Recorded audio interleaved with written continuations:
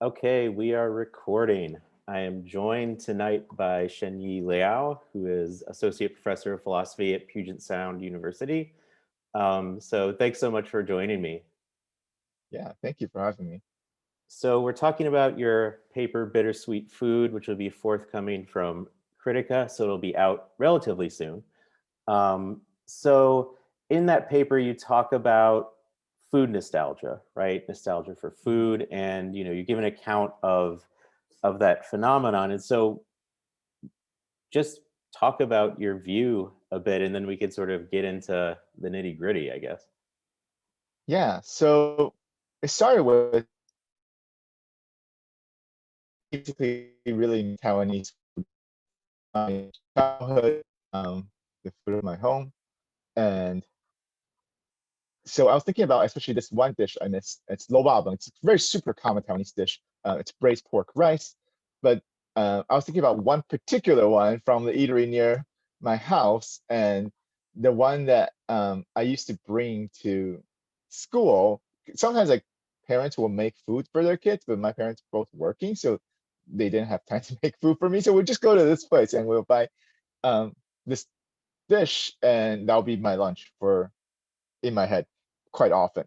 So I was thinking about this nostalgic food. So sometimes I will go back to Taiwan, of course, every now and then, and I feel like eating when I go to the same eatery and eat the same dish, like there's a way in which it sort of reminds me of my childhood, but then it always tastes like not quite the same. Even though I know like they have not recipe, don't make the same exact food as um, you know 20, 30 years ago, but there's a way in which like it's sort of like it but not the same, and I feel like my experience with eating the dish now is infused with this nostalgia. And I think this is a really common experience that people might have about the different nostalgic food they have. When I taught my students, when I give them talk, like people are very good at naming the kind of different nostalgic food, which can run from like slushies at 7-Eleven that they used to have with their best friend while sitting on the curb, or like some candy from childhood. But often they're tied to childhood and home in some way. And that's a very common understanding of nostalgia. But at the same time, while I was thinking about all that stuff, I was really inspired by this paper by Felipe de Brigard, who was trying to give a new account of nostalgia, one that takes into account some recent cognitive scientific advances in our understanding of remembering and imagining. And the big insight is that actually the process of remembering and imagining is one and the same. There's a continuity between what we call remembering and imagining. And on the way I like to think about it, remembering is actually just a special case of imagining. It's a past directed imagining. Right. So I think that's what's central to nostalgia. I think that's what in particular central to our experiences with with nostalgic food that involves this kind of imagination about the past. Right? But it's imagination, um, the fact that it's imagination is really important because there's some people who think of memory as like merely retrieving some file from the past, right? So it's like completely accurate. You have the right kind of causal connection. But then I think most people would think like imagination doesn't work like that. There's a more constructive process going on, right? And the key insight from Dave Brigard's paper and the program that he draws on is that actually remembering, much like imagining, involves this constructive process, right? So the same time when eating this lo babeng, I'm also not just kind of taking a file from my past, but I'm kind of constructing a past along with my consuming this dish, right? And there's a way in which this very much ties into a constructive process of thinking about who I am, because this dish is really important to me. And on a broader scale, when you think about the nostalgic food of different cultures or different countries, a construction of those national or cultural identities. Yeah, good. And so in the paper, you make a distinction between personally nostalgic food and historically nostalgic food. And so personally nostalgic food obviously is sort of nostalgic to me. It's from my autobiographical history, right? Or at least I imagine it to be a part of Mhm. my history. right? Whereas historically, nostalgic food relates to sort of, it's more cultural, right, in a way. So could you talk about that distinction more? Yeah. So as you said, nostalgic food are going to vary from person to person. I'm nostalgic for Lola, you're probably not, because it's not from your autobiography, right? But then there's a way in which people from similar cultures or similar nations might share some um, what I'll call historically nostalgic food. So one of the examples I talk about in the paper is that in Taiwan, uh, this it's called hanji moi, which is like this kanji mixed with like thin slices of sweet potatoes, which is very much like a poor post-war kind of food that people have in Taiwan. So broader category of it's called otabi kind of food, which is like old tasting, the taste of old that people reminds people of this post-war generation of Taiwan. And that's a good example of a historically nostalgic food, right? It's not like each of us is personally nostalgic. Like I was not alive in this period, but I can like have historical nostalgia in virtue of the fact that I identify as a Taiwanese person in thinking about uh, this particular food that plays an important role in Taiwan's history, right? So but I do want to say that not all historically nostalgic foods are like that, where it comes from, where it's tied to a particular nation or a particular culture. So in the paper, I give another example of a historically nostalgic food, which is this avant-garde restaurant food made by this Chicago restaurant called Next. And so the one that I like child menu, and what you get are just these three tiny sips of cocktails, right? So like they're not even like full cocktails, but like they're tiny sips.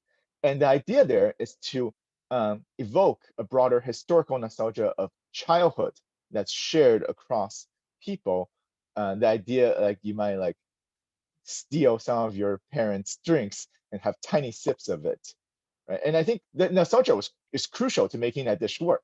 Otherwise, like all you get are just like these super tiny servings of cocktail, which is not worth the price that you have to pay for that restaurant. Um, right. So, but instead, they're trying to convey this kind of experience. So that's crucial to the appreciation of that dish. Right. And then again, not it might be that not everyone has in fact stolen some alcohol from their parents at some point in their childhood, but there's a way in which like I can appreciate the historical nostalgia of this period of Taiwan I never experienced. I think even people who haven't personally experienced that might appreciate the kind of historical nostalgia evoked by that dish. So those are what I have in mind when it comes to historically nostalgic food.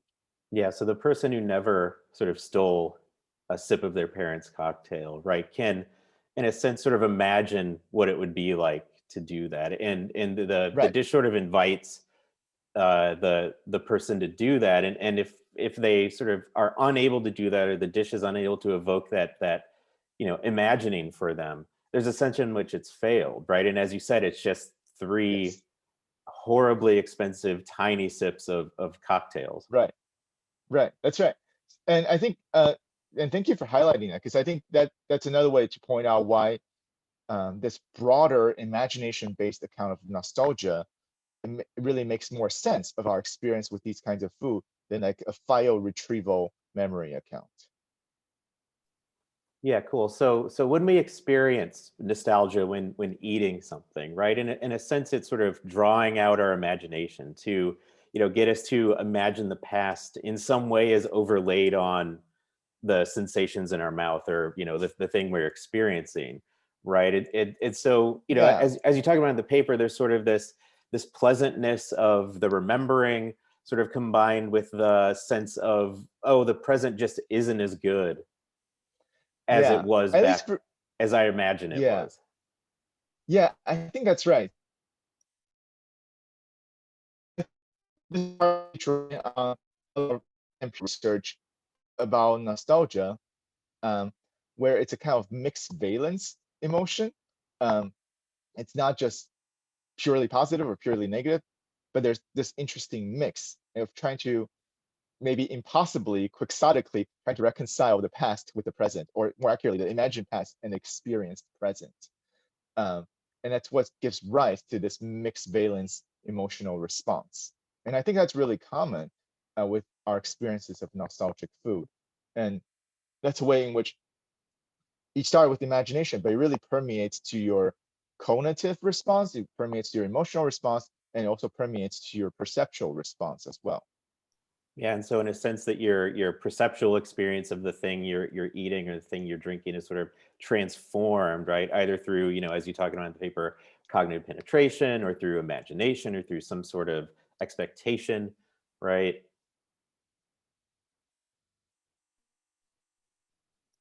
I think that's right. So in the paper, I was pretty non-committal about the exact mechanism, and maybe uh, multiple mechanisms might be at play. But I think our experience of food is never like their experience. It's always going to be colored in some way, either through expectation, either through cognitive penetration, or some kind of mixed media representational format. And that's how the imagination can get into the perception of nostalgic food too. Cool. So when I think about nostalgia, what comes to me is not so much food, it's music, right? Okay. And I think that your account tracks really nicely the experience of nostalgia when listening to music, right? And so I mean, I think it's true both in terms of the personally nostalgic and the historically nostalgic, right? And so for me, there are certain songs that when they come on the radio just immediately transport me back to my childhood, right? And very particular sort of part of my childhood, right? That there are songs that I hear and immediately it's those are roller rink songs, right? Mm. That if UB40's Red Red Wine comes on the radio, which it rarely does anymore, or the Escape Uh-huh. Club's Wild Wild West comes on, right? I'm immediately triggered. And it's just like I'm in the roller rink, like those sounds, those smells, like I'm there in my childhood, right? And you know, so do you want to talk about that? Talk about me a bit. Yes. It's hard for me to talk about you because those are very personally nostalgic experiences I can't speak to, but I can talk about me. Yeah, go for Um, it.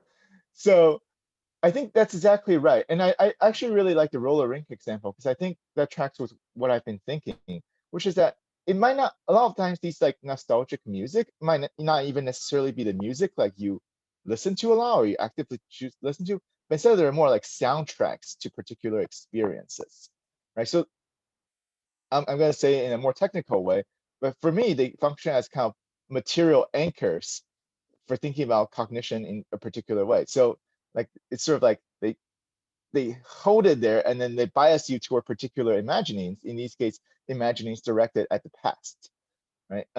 Because of the place that they held in those past experiences.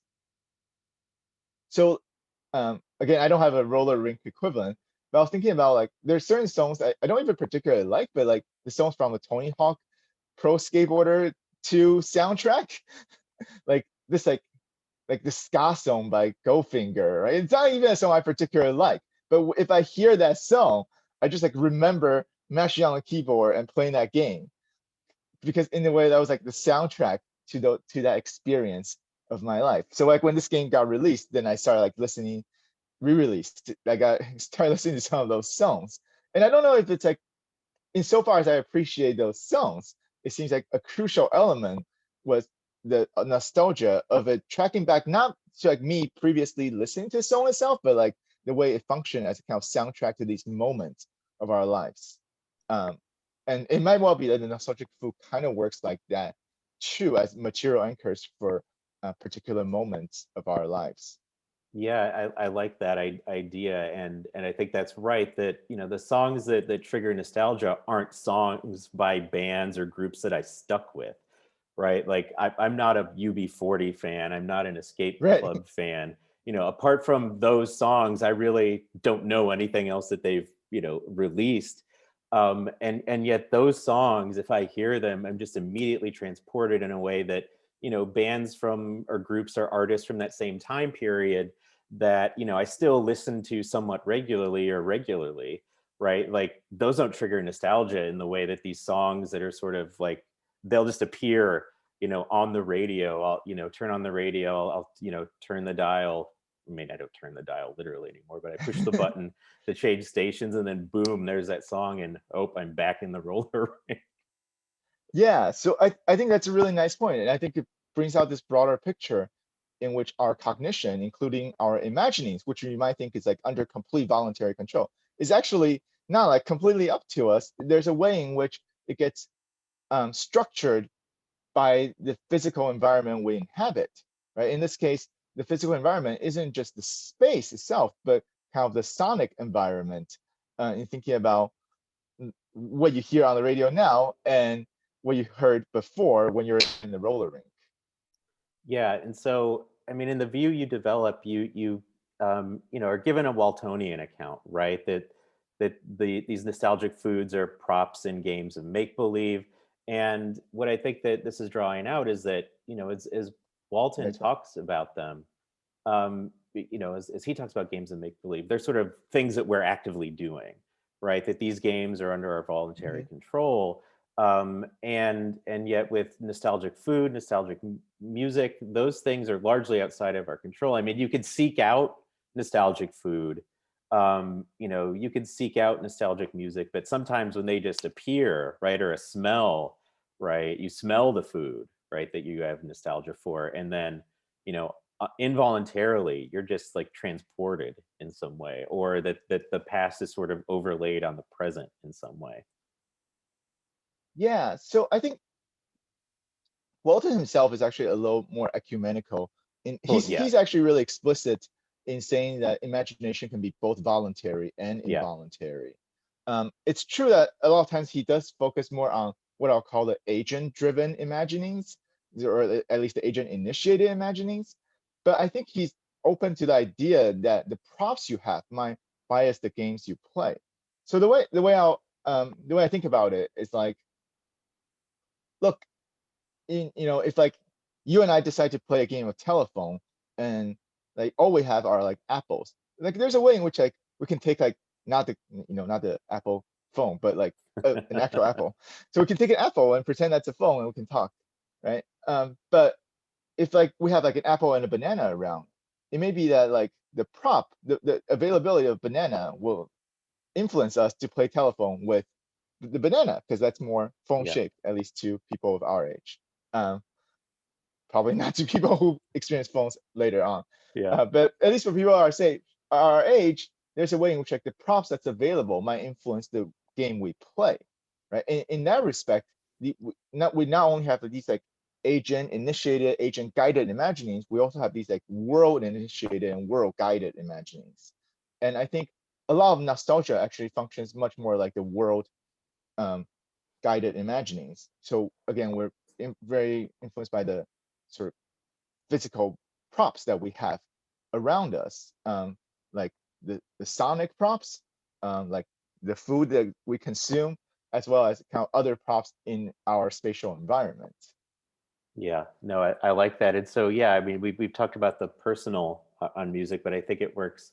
The historical nostalgia works with music as well, right? That there are certain songs or certain kinds of music that, you know, seem to have that sort of cultural function in some way that sort of bring, you know, hundreds, if not thousands, if not millions of people back to their childhoods in a way. And so, like John Williams scores for the Star Wars movies, right, the original trilogy, right? That I think that people our age, you know, very much get, you know, back to their childhood, can be transported there. Or, you know, I was thinking of, you know, like video game music from like, you know, Nintendo, right? I I actively seek out those sometimes just to like feel that sense of pastness, right? That sense of nostalgia. Um, Yeah. So I definitely identify with the video game example. I think like many people can like immediately recall um the music of like the first level of Mario. And like if you hear that, you'll like immediately get transported into that. It's like so recognizable. And like you just can't help but think about whenever it is that you first play Mario. The Star Wars one I can't comment to, because here's the thing that I'm a little worried about going on YouTube, but I am actually not a Star Wars fan. I've watched like maybe A New Hope once, and like not any of the other ones. But Okay, I this trust you on that. discussion's over. So it was really nice talking to you. Yeah. So I think that that's not part of my cultural nostalgia base. Yeah. But like the Mario one, I can totally identify with. Yeah, right. And so it sort of functions as, not only connecting, me to my past and you to your past, but it sort of connects us to our shared past of, playing That's right. Mario for hours on end as children. Yeah. So I mean, like I recently saw like one of these like Twitter meme reply things of like, it's like, without dating yourself, post a screen of the video game that you play as a child, and they're so immediately recognizable in like without your age, like seeing the game that you post like immediately tracks the age group, right? And I think that's precisely the way in which these video games actually play an important role, much like music, much like food, um, in our nostalgia, but in also our construction of our personal self, as well as the construction of a broader cultural self. Yeah, right. And one thought I had about both the video game and sort of the roller rink example is that these are things that were repeated, right? That anytime I went to the roller rink, it seems like they had a really limited selection of music. And so it was like the same damn songs every time. And some of them I really grew to dislike, but others sort of like Uh-huh. stuck with me.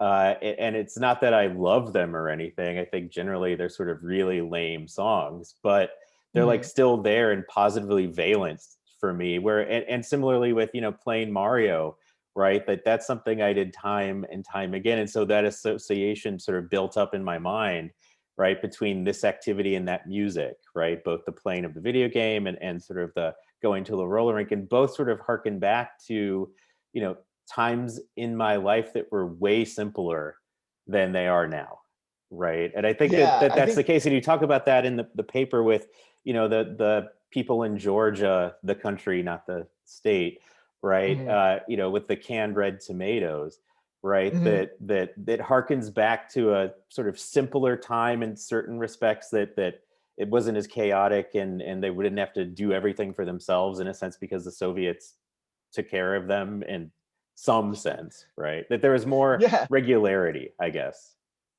yeah. When I came across that paper by the anthropologist, it was Colin Dunn. It was just amazing in the way that it illustrated this thing I want to convey, because it's so dramatic in a way that these post-Soviet Georgian people, so so so in one of the 5-year plans for Georgia, Georgia became this agricultural um, sort of production place, and also like a post-agricultural um, sort of agricultural product make manufacturing place. Right? So then they built all these factories, but then the factories like um, sort of fell into disrepair. But then like after the Soviet era, people would like still try to find old equipment to make these like canned red tomatoes, even though like they know this is not safe. Like they have relatives who got botulism from this, and they want to recreate this taste of nostalgia. Um, and like even they're willing to like literally risk their life for this taste of nostalgia, and that's how powerful it is. So I thought that was like a really good example of thinking about the way that nostalgic food plays this role in this construction of an a kind of cultural identity. And as you said, the cultural identity may be in an important way a kind of fiction, right? Like obviously the Soviet era was actually not great, but there's a way in which what it recalls the kind of simplicity, a kind of predictability, as the anthropologist puts it, like it was predictable, even if it was predictably awful. Um, so so there's a way in which like these anchors we have are really useful for constructing this fiction that we have about ourselves in the personal nostalgia case, and about our broader culture or cultural group in the historical nostalgia case. And thinking about just these construction of narratives. And when I say fiction, so maybe I want to be more nuanced about that. I don't mean it's not always not real. Um, I think there is a possibility in which it's real it's kind of myth making. So maybe a better word, and this is a word that comes up in the personal identity literature, is it's a narrative. Right? We're telling a story about ourselves and offering a kind of narrative identity to others. And we actually always do that, right? Our relationship with others always like us telling a story about ourselves. But that also, there's a parallel at the cultural level that we're telling a story about what it means to be Taiwanese, what it means to be Mexican, what it means to be Georgian. And part of that narrative telling is anchored to food, especially these nostalgic food, and maybe nostalgic music as well, and nostalgic other art forms. Yeah, no, that's really cool. And so that nostalgia plays this constitutive role in the formation of personal identity, but also of cultural identity. That's right. I think they sort of materialize these terms, they give a material anchor to these narratives, right? More than like the stories we tell, right? Here are concrete things that hook us onto that story. And the nice thing about these concrete things is that they often sort of like automatically, unconsciously, non-deliberatively, structure your cognition, especially your imaginings about the past. Now, of course, this can be misused in all sorts of dangerous ways as well. Um, Not so much in the food case, but we might see this with other kinds of material anchors like monuments, which this is tracking into a particular fiction or a kind of narrative about the past. That could be problematic in other ways.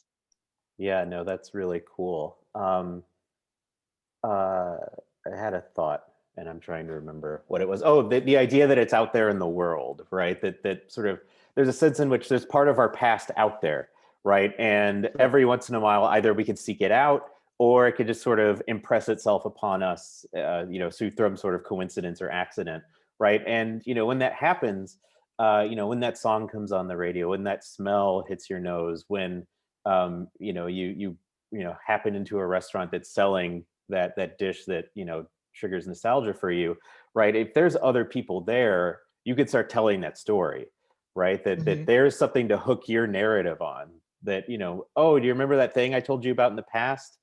Here it is. Or oh, this reminds me of such and such event in my history.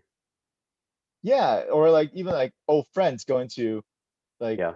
I don't know, maybe like in a college reunion, you go back to like where you went, um, while you went through college. Like this is like the place we always would eat at or drink at or whatever. Hmm. Right? There's a way in which you might think of all these like physical things we have in the world function as like tiny portals, um, into this past. But again, it might not be like a real past. It might be a fictional past. Yeah.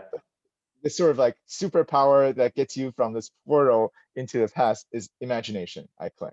Yeah. No, that's awesome. So thanks so much for talking to me, Sam. I really appreciate it.